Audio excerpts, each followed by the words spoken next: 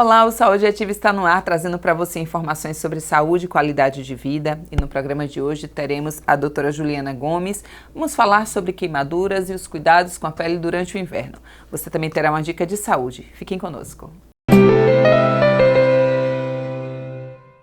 Doutora Juliana, seja bem-vinda ao Saúde Ativa. Obrigada mais uma vez pelo convite. A gente está chegando aí, não, na verdade nem passou os festejos juninos. O junho terminou, mas a gente ainda tem 30 dias de festa, né, aqui em Aracaju, e tem uma coisa que foi assim crucial durante esse período, que foram os fogos, né, as pessoas, as crianças, os adultos, brincando muito com os fogos, que é um período bem comum. Fala pra gente, inclusive, que é comum não só nesse período, mas ao longo da vida. Eu mesmo me queimo o tempo todo, doutora. Quando a gente se queima, qual é o primeiro passo que a gente deve fazer? Bom, o importante é assim, também saber o que deve ser feito e o que não deve ser feito nesses momentos, né? Então aí, como você bem explicou, nesse meio do ano, com esses festejos juninos, é muito comum, né, a tradição de soltar fogos. E cada vez mais por crianças, né? Então o que é que deve ser feito? Se houver uma queimadura, o que deve ser feito é lavar esse ferimento, essa lesão, com água corrente, então temperatura ambiente, e não deve ser colocado nada em cima. Então, tão importante quanto o que fazer é o que não deve fazer. Então, muitos pacientes colocam manteiga, café, açúcar, creme dental, nós já ouvimos de tudo, e isso só pode acabar piorando, agravando aquela lesão. Então, lavando com água corrente e colocando algum pano limpo, algo como, por exemplo, gaze, nada que seja com fiapo como algodão, que é muito comum também, às vezes, colocar algodão e ali acabar grudando. Um outro ponto que a gente chama atenção é que não deve se tentar remover algum tecido, a roupa, não se deve tentar remover. Isso tudo deixa para um segundo momento no hospital. Então, primeiro de tudo que deve ser feito é lavar com água corrente aquele local que foi lesionado por fogos. Então, se aquela área queimou, a roupa grudou, eu posso molhar, mas com a roupa ali coladinha na pele. Com a roupa colada na pele, nada de tentar tirar, porque pode ainda piorar a lesão. Ô, doutora, e existem graus, né, de queimaduras, porque a gente, às vezes, em casa mesmo, eu me bato o tempo todo na panela, então é aquela coisa que arde um pouquinho, com o tempo fica aquela manchinha e descasca, mas existem outros graus que, geralmente, a água quente que cai em cima da pessoa, a questão dos fogos e outros maiores, né? Como é que funciona? Como é que eu consigo avaliar, opa, é uma queimadura que em casa mesmo vai passar, amanhã eu tô boa, ou eu preciso ir ao médico? Isso. O que a gente chama atenção é que quando houver bolhas, então a gente já chama atenção para uma queimadura de um grau mais elevado. Então deve procurar uma urgência, um pronto-socorro. E principalmente não tentar estourar, por exemplo, com agulha, com material perfuro-cortante, essa bolha. Deixar ela ter aquela ação natural mesmo, que vai realmente romper e vai melhorar. Mas a partir do momento que tem bolhas, vale a pena sim procurar um atendimento médico para tratar. Às vezes precisa, além dos produtos de antibiótico, para melhorar aquela barreira cutânea, para curar, precisa muitas vezes agir com hidratação, muitas vezes até venosa. Então tem pacientes queimados que eles entram num processo de desidratação que precisa estar ali internado, colher exames, desinfectar aquele corpo. É isso, porque há casos graves em que as pessoas ficam por um longo tempo, inclusive com aquelas marcas bem que acabam levando para o resto da vida, assim, a não ser que faz um reparo, né, doutor? Uma cirurgia plástica e tudo mais. Isso, muitas vezes precisa mesmo dessa intervenção da cirurgia plástica, então com retalhos, com alguns artifícios, algumas estratégias para devolver, né, aquela pele, preencher, mas muitas vezes, infelizmente, a gente tem sequelas aí danosas para o resto da vida. Para além desse período junino que passou, que a gente fala muito dos fogos de artifício, o que é comum, doutora, no dia a dia, na questão de queimaduras, seria essa, eu falo muito da água quente, né, e a gente faz até um alerta para os papais e mamães que têm crianças pequenas em casa para deixar distante do fogão, mas o que seria mais comum? Seria a questão da água ou existem outras coisas que a gente não sabe? O que se tem muito é no próprio afazer doméstico. Então, assim, tem muito paciente, principalmente mulheres, na idade média, se queimam com a própria panela, fogão.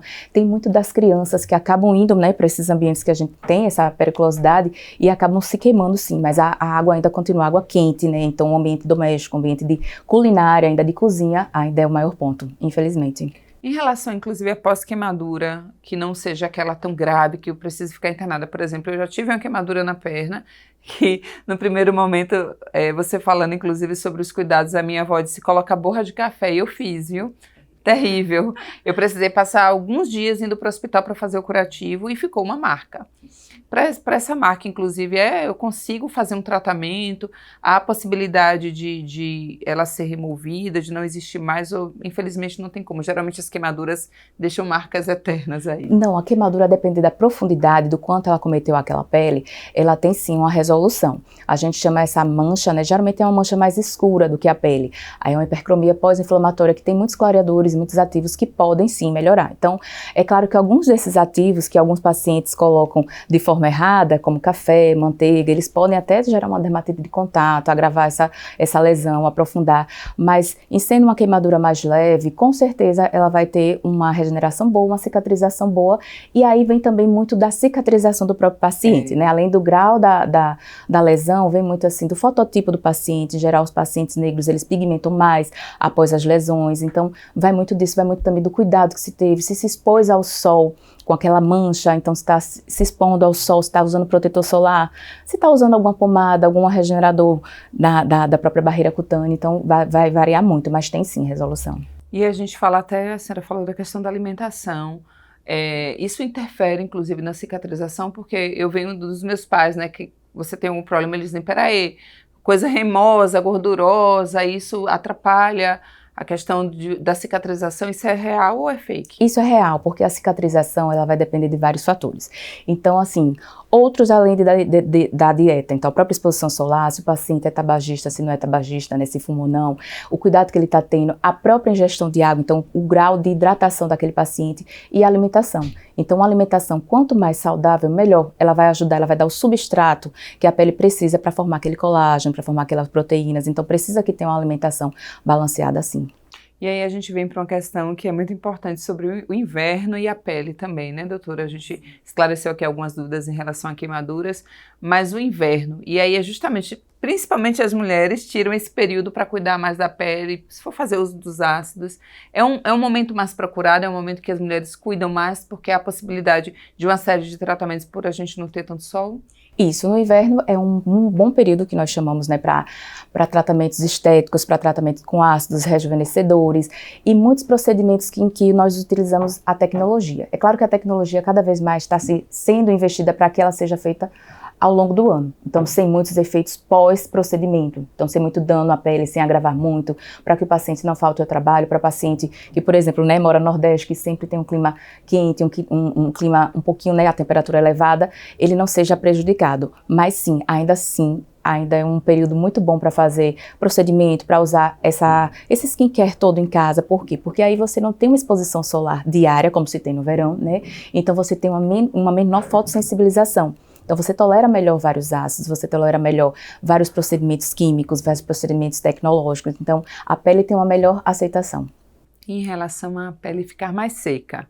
É um período também que fica aquela coisa mais sequinha, e quem tem uma pele oleosa, que inclusive é uma curiosidade que eu tenho uma pele oleosa, mas aí durante o inverno a minha pele vai se tornar uma pele seca ou não? Não, a pele ela vai continuar mesmo de acordo com o biotipo do paciente, mas realmente com essa temperatura menos, né, uma temperatura menor, com também a umidade do ar mais baixa, em geral há um ressecamento de todas as peles. Então há um ressecamento, esse ressecamento ele pode causar até coceira, e por isso a gente deve também ter um cuidado especial com a pele nesse período, nesse clima, porque esse ressecamento ele causa uma lesão devido à coceira, o prurido, então o paciente começa a coçar, começa a ressecar, fica mais acinzentada a pele. Então assim, o biotipo do paciente, aquela pele vai continuar sendo ou mista, ou uma pele seca, ou uma pele oleosa, mas a tendência geral é que todas as peles, pelo ambiente que tem, pela menor transpiração da pele naquele momento, ela se torne mais ressecada. E por isso que a gente tem que ter um cuidado especial, justamente em investir, né, em todo um tratamento com hidratante. A gente também tem uma pele mais ressecada nesse período e ainda faz uso de água quente no banho, então isso piora. Por quê? Porque aquela água quente, exato, porque aquela água quente ela vai tirar o manto lipídico que protege a pele, então a pele fica realmente mais desprotegida. E para fazer essa proteção, o ideal é o hidratante. O hidratante ele deve ser usado após o banho, com a pele ainda úmida. Então tira só o excesso da água com a toalha e é aplicado toda vez que o paciente tomar banho. Tomou banho, hidrata aquela pele. Mas aí a pele que é ressecada já, e a pele que é oleosa fica um pouco ressecada. Eu tô falando inclusive agora do rosto, assim, que é né, a nossa marca quando a gente chega já é exposto. eu posso usar hidratante também em qualquer tipo de pele nesse período, ou é aquela pele que é oleosa, mas eu estou usando no inverno, ela vai se tornar mais oleosa? Não, a pele oleosa, ela com hidratante, ela não vai ficar mais oleosa. É uma dúvida muito comum, mas a gente tem no mercado disponível aí muito tipo, assim, uma variedade grande de produtos hidratantes justamente para aquele tipo de pele oleosa. Então, nós temos para pele seca, para pele sensível, para pele oleosa, então para pele infantil. Então, o que acontece? Usar o hidratante não vai tornar a pele mais oleosa. A gente precisa usar o hidratante, inclusive nas peles oleosas, inclusive nas peles acnéicas, e hoje já se tem para essa variedade. Então, o paciente, por exemplo, tem acne e tem a pele oleosa, ele tem sim uma resistência para hidratar aquela pele, mas é um dos principais pontos chaves para que a medicação que a gente usa para tratar para aquela acne que é uma inflamação, melhorar, é estar com a pele hidratada. E um dos pontos principais é o hidratante tópico, né? Além de aumentar a ingesta de água e dentre outros fatores, o hidratante vai ser fundamental para isso. Já que você falou de água, eu queria trazer e reforçar isso, inclusive para eu escutar. A água, ela tem uma grande importância, né, doutora? Inclusive nessa questão de uma pele mais, talvez, mais bonita, bem cuidada. Além da água, que eu quero que a senhora reforce, a alimentação também, ela influencia nessa característica da pele? Isso, a água, porque a gente precisa estar com a pele hidratada.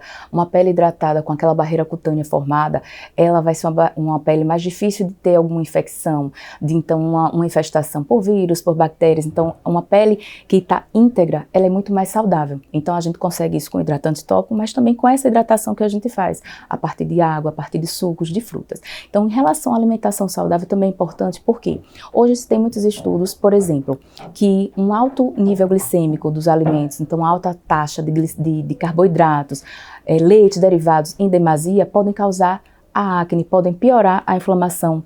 A acne, alguns alimentos podem piorar algumas doenças de base, como psoríase, como dermatite seborreica. Então, assim, quando a gente faz uma alimentação, quando a gente tem essa alimentação mais balanceada, com frutas, verduras, então com proteínas, a gente consegue sim, né? Então, ter uma pele mais saudável. Além disso, a gente fala muito de bioestimulador de colágeno para tudo, né? O colágeno hoje em dia, assim, como todos os pacientes brincam, é vida. Mas veja, a gente precisa desse substrato, a gente precisa também ter essa ingesta boa de proteínas, para o corpo estar saudável, para o corpo ter aquela matéria-prima para produzir. Senão, de nada vai adiantar fazer os procedimentos, ingerir o colágeno ou fazer procedimentos que estimulem, né, a sua produção, se você não tiver essa alimentação saudável, essa alimentação balanceada, né, no seu dia a dia. É importante reforçar isso porque hoje em dia a gente quer tudo muito prático. Então, vai atrás de manipulados, vai atrás de coisas externas que para ser mais rápido, inclusive, e trazer algum tipo de benefício como colágeno. Não esquece que a gente tem coisas na nossa rotina, na nossa alimentação que podem contribuir bastante. Então é importante, né, doutora? Isso, é isso que eu converso muito com os pacientes. Às vezes o paciente quer um manipulado, então vem com receita de outros médicos, assim, com vários tipos de vitamina, né, sem nem ainda ter aferido se constar no exame que aquilo está em falta no seu organismo, então faz de forma aleatória para todo mundo, não individualizada. É importante a gente ver isso, ter aquele exame para mostrar o que de vitamina, o que de minerais tem no organismo, para direcionar. Então, para direcionar, por quê? Porque a gente vai repor em caso de estar em falta. E, além disso, a gente sabe que sempre indicando uma boa alimentação, por exemplo, a gente fala das frutas. Ali a maioria das frutas vão ser muito importantes nessa reposição de vitaminas, de antioxidantes. Então, ali tem uma forma natural de prevenção para a pele, né? Então, ao invés de estar com aquela polifarmácia, usando várias cápsulas de vitaminas, de minerais, isso pode ser adquirido, sim, com alimentação saudável. E aí a gente fala sobre outra questão que eu acho que deve ser assim comum no seu consultório, sobre o hidratante, inclusive. Eu compro o hidratante do corpo e eu passo ele no rosto. Tudo bem, tá tudo certo, é necessário comprar um hidratante específico para o rosto? O ideal é que sim. Hoje em dia nós vemos muitos em vários laboratórios, eles já colocando esse permitido para rosto e corpo, porque tem características da pele que são diferentes, né, para rosto e para corpo. Mas assim, o mais importante nessa escolha é que seja um hidratante adequado à sua pele. Então vamos lá, por exemplo, um paciente com a pele oleosa, ele compre um hidratante oil free, um hidratante mais sequinho para se ajustar àquela pele. Paciente idoso, é importante que tenha uma hidratação um pouco, né, mais untosa, mais umectante mesmo, porque aquela pele do idoso já é uma pele mais ressecada. em geral, bebem também menos água. Então, é uma soma de fatores que fazem com que você escolha aquele hidratante mais adequado. Mas, como você disse, realmente é melhor que seja o adequado. Então, é hidratante protetor de rosto para o rosto, hidratante protetor solar para corpo, usado no corpo. A gente tem agora as canetas emagrecedoras e aí eu queria falar sobre isso e a pele, mas aí a gente vai para um breve intervalo, já já voltamos, fiquem conosco.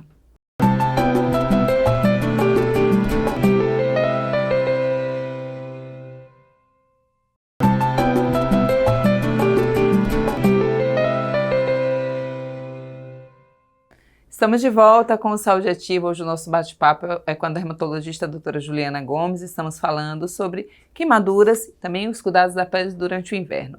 Se você perdeu o primeiro bloco, não tem problema algum, vai lá no nosso canal do YouTube, coloca a Câmara Municipal de Aracaju e você pode assistir a reprise deste programa e de outros. Semanalmente a gente traz aqui um profissional da área da saúde para esclarecer uma dúvida para você. Doutora, a gente fechou o primeiro bloco falando sobre essas canetas emagrecedoras, né? E aí a gente sabe que muitas pessoas estão fazendo uso, elas emagrecem muito rápido. Isso tem um impacto muito grande, né, em toda a estrutura do corpo da pessoa, inclusive na pele. A senhora tem recebido pacientes assim? É necessário um tratamento específico? Porque o rosto mesmo, ele tende a ficar mais fininho muito rápido, né? É diferente de um processo mais demorado e inclusive a gente pensa que a pessoa se tá estranha, tá doente, porque fica muito rápido essa transformação, né? Isso acontece porque como vai diminuir a gordura, a taxa de gordura nessas canetas são inibidoras de apetite, o que acontece? Esse coxim gorduroso, ele na verdade é a base de sustentação, por exemplo, do rosto. Então a gente quando tem muito coxim gorduroso, e é justamente mais que a gente tem na infância, essas famosas bochechinhas, isso dá realmente mais vitalidade. Então o paciente que perde isso muito rápido, ele tende a fazer a flacidez da pele. Então hoje a gente recebe no consultório muitos pacientes que estão em uso dessas canetas, porque emagreceram muito rápido, ou seja, perderam essa base e a pele tá ali ainda, né, meio que esticada. Então essa flacidez, essa sobra, a gente tem também como tratar. Mas o ideal é que seja sempre indicado por esse tratamento por um médico, né, e que seja acompanhado, porque esse emagrecimento vai precisar também de tantos cuidados, não só com a pele, que fica um pouquinho mais flácida mesmo, o cabelo, né, algumas dessas canetas podem ter um efeito colateral, infelizmente, de queda de cabelo e também da fraqueza de unhas. Então tudo isso deve ser acompanhado por um profissional médico, seguido de exames e vendo individualmente cada ponto, então cada efeito colateral de cada paciente. É importante mesmo a gente ressaltar essa questão do cuidado e da ida ao médico, do especialista, inclusive para fazer uso, a gente alerta aqui, né, dessas canetas, a gente sabe que ela tem o intuito de um tratamento, as pessoas estão fazendo uso, mas eu sei que com acompanhamento médico fica muito fácil. Inclusive quando a gente fala, não só nessa questão, mas a dermato, ela existe para justamente, às vezes eu tenho uma amiga que tem uma mancha na pele e eu aproveito o embalo e vou comprar o mesmo ácido para fazer uso, para ter o mesmo resultado. Isso vai variar, né, doutora? Porque a gente fala muito, quando eu falo da mancha, inclusive o melasma. É uma coisa que eu imagino que seja muito comum no seu consultório, mas dependendo da situação, serão tratamentos diferentes, não é isso? Isso, e por isso que a gente chama a atenção que é importante individualizar o tratamento. Então, bem como, né, os endocrinologistas, nutrólogos que trabalham com essas canetas emagrecedoras, isso tem que ser individualizado, faz parte do plano, né, terapêutico de cada paciente. Então, acontece muito isso também com a gente dermatologista aqui, e principalmente com as redes sociais, que é a cópia, né, do que aquele paciente, ou então aquela celebridade está usando, aquele amigo está usando, e aí acaba que pode não funcionar para a pessoa, muito pelo contrário, pode até fazer mal. Então, para a gente que tem como melasma, né, uma grande queixa das nossas pacientes, tem muitos pacientes que acabam usando ácidos que queimam, então que pioram. Tem efeitos colaterais de alguns ácidos que é a hiperpigmentação. Então a paciente começa a usar para clarear e acaba manchando. Então assim, isso é até assim, o fototipo de cada paciente mais claro, paciente que é mais escuro. Então assim, uma série de coisas que tem que ser individualizado. Então, a gente tem para melasma, para acne, então às vezes a gente passa uma medicação para acne, mas a acne é uma diversidade assim, clínica muito grande, então assim, às vezes você viu para aquela acne que é grau 1, mas a grau 4 não vai fazer nada, então a paciente vai perder, não só o dinheiro, que eu falo que é realmente a expectativa assim, financeira, mas eu falo a expectativa de vida, porque você está lembrando de cuidar, colocando uma expectativa de retorno e você não vai ter porque está fazendo um tratamento errado, um tratamento não supervisionado. E sobre o uso de receitas caseiras, é importante a gente falar também, Porque, por exemplo, os esfoliantes, você pode ir na farmácia e comprar um esfoliante. E para economizar, muitas vezes as pessoas misturam sabão que ela já tem em casa com açúcar, por exemplo, para esfoliar. É importante a gente ter cuidado com essas receitas, doutora? Isso, esse é um exemplo, tem vários que a gente vê até o uso de limão. Limão é uma... limão, exatamente, tem paciente que passa limão, passa casca de banana, casca de mamão. Então, assim, algumas substâncias como essas, elas podem ser ativas e acabar queimando. Então, essa esfoliação com açúcar, então tudo que a gente usa, tem paciente que usa mel, por conta das propriedades anti-inflamatórias, mas a gente tem no mercado, hoje em dia, disponível, todos esses produtos a vários preços, a vários custos, e os mais indicados assim, individualmente para cada paciente. Então, esse uso caseiro, essas receitas caseiras, elas são perigosas. A gente fica com muito receio do que os pacientes estão vendo, aquelas misturas assim, vai substituir tal fórmula mais cara, e aí você faz algo em casa, que aquela proporção não está boa, não vai dar um resultado bom, e o paciente acaba usando por ser ou mais barato, porque achar que vai funcionar, e na verdade está se enganando. E você tem percebido, assim, a gente traz muita questão das redes, porque é uma discussão, bem complexo, né? Como a senhora acabou de falar, ela traz uma série de benefícios, traz informações, mas também ela se tornou um campo aberto, onde várias pessoas têm acesso, opinam e dizem, e quem está do outro lado acredita, na maioria dos casos. E a senhora tem observado aí ao longo do tempo, com essa expansão aí da rede social, que as pessoas têm buscado mais receitas caseiras ou fazer uso das coisas de forma mais discriminada, porque tem um acesso muito rápido à informação? Sim, com o crescimento das redes sociais, nós percebemos isso. Nós percebemos que os pacientes, e tem uma parte muito boa, né, que é a informação, então eles vêm, ou quando a gente diagnostica alguma doença, ele vai estudar sobre aquilo, ele tem acesso àquela informação, que a gente não percebia isso antigamente, e isso é muito bom. Então é um fator positivo e que nunca deve voltar atrás. Mas o que é que a gente acha, assim, dessa propagação das informações, de celebridades divulgando o que usam, ou amigos? Então a gente tem um receio justamente por essa cópia, pela comodidade. O paciente evita, né, acha que vai ser, eu vou evitar fazer uma consulta, eu vou evitar sair de casa, já vou direto na farmácia e vou tratar. E isso cria uma certa autoridade para a pessoa, né, que seria um seu potencial paciente, mas aquilo leva uma responsabilidade muito grande para ele, porque ele está fazendo algo que ele acha que pode melhorar, porque melhorou em fulano, em cicrano, e ele pode ali correr um risco de saúde, não só para a parte da dermatologia, como para todos. Copiar, aquela medicação foi emagrecedora para fulano, eu vou usar também, não faz um exame prévio, não tem um acompanhamento, não sabe se tem algum risco cardíaco, dentre outros. Doutora, sobre duas regiões do nosso corpo que a gente às vezes não cuida tanto, porque não olha tanto, que são as mãos, né? E os lábios? Eles, aparentemente, os lábios mesmo, eu acho que é um local que você percebeu, eu estou aí sem beber água, porque a gente sente logo ressecamento. Quando as pessoas fazem tratamentos no corpo, eu observo que as mãos, elas não podem, ou não sei se pode, fazer alguma coisa para que fique a mãozinha ali lisa, né, que não mostra a sua idade. A gente precisa ter um cuidado específico com os lábios, com as mãos, e há movimentos no dia a dia que a gente pode fazer para cuidar dessas regiões? Olha, a gente chama muita atenção agora, inclusive no inverno, porque assim, os lábios eles tendem a ficar mais ressecados.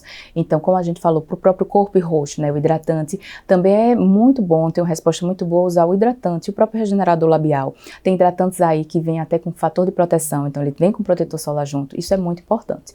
Uma outra coisa é a mão. A mão, ela tem sido cada vez mais, porque ela denuncia a nossa idade, né? Então não adianta nada, assim, às vezes fazer um procedimento, né? Investir muito no corpo ou no rosto e a mão tá ali. Mas hoje nós temos muitos procedimentos, como estimuladores de colágeno, como até preenchidores, muitos cremes que vão ser direcionados para a saúde das mãos. Por quê? Porque é uma região que também vai perder gordura, ela vai envelhecer, vai mostrar um pouquinho as veias, então isso também acaba envelhecendo. Então, para os pacientes que querem investir nisso, hoje é um mercado muito ativo, hoje tem sido bastante procurado. A gente está no inverno, Aracaju está chovendo muito, né? E aí a gente diz assim, então, não tem sol, eu não vou usar protetor solar. Eu vou sair de casa sem proteção. Errado, né? Mas veja, isso eu escuto realmente muito, muito no meu consultório, porque eu geralmente gosto de perguntar de várias formas essa questão do uso do protetor solar. E uma das formas que eu gosto de perguntar é assim, você usa o protetor solar certinho? Porque o certinho da gente, né? Então, do que a Sociedade Brasileira de Dermatologia ela prescreve, ela indica, é de uma maneira, que a gente vai falar aqui. Mas o que acontece? Para o paciente, ele está fazendo certinho o quê? Se ele for numa praia e colocar o protetor solar. Então, eu escuto muito isso. Faço, eu uso certinho. Quando eu vou na praia, eu uso. Então, o que é que ele acha? Que geralmente nesses dias nublados, nos dias chuvosos, ele não vai precisar. Só que precisa. O uso do protetor solar, ele tem que ser diário, mesmo nesses dias nublados, mesmo em lugares fechados, porque ali ele vai proteger da radiação que acaba penetrando e chega. A radiação ultravioleta, que é a mais danosa, né, que é a do sol, é a solar, ela acaba refletindo nas janelas, chegando, né, quando a gente pega um carro, quando a gente está no trânsito, e acaba chegando no nosso rosto, no nosso corpo. Além disso, nós temos essa luz azul, que é a luz de lâmpadas, luz de celular, luz de tablets, que hoje em dia é muito utilizado. Essas luzes também vão ser danosas à nossa pele, elas vão pigmentar a pele. Então, por isso que a gente precisa fazer também o uso do protetor solar. Que deve ser diário e a cada 3 horas, mesmo em dias de chuva. E aí eu quero fazer outra pergunta sobre ficar em casa, mas a gente vai ouvir agora uma dica de saúde e já voltamos.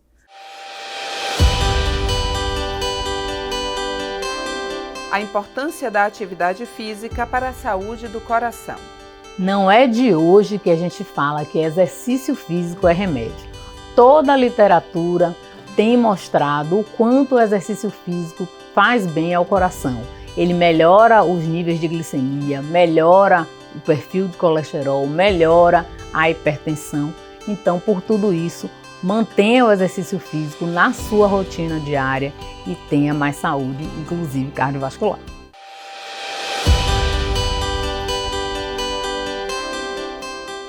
Doutora, não vou sair de casa hoje, eu vou ficar, é um dia de folga, eu mesmo assim preciso usar, eu sei que a senhora falou sobre a questão do computador, do tablet, de casa, mas assim, vai ser uma coisa leve porque eu não vou estar exposta literalmente na rua, posso ficar sem proteção solar?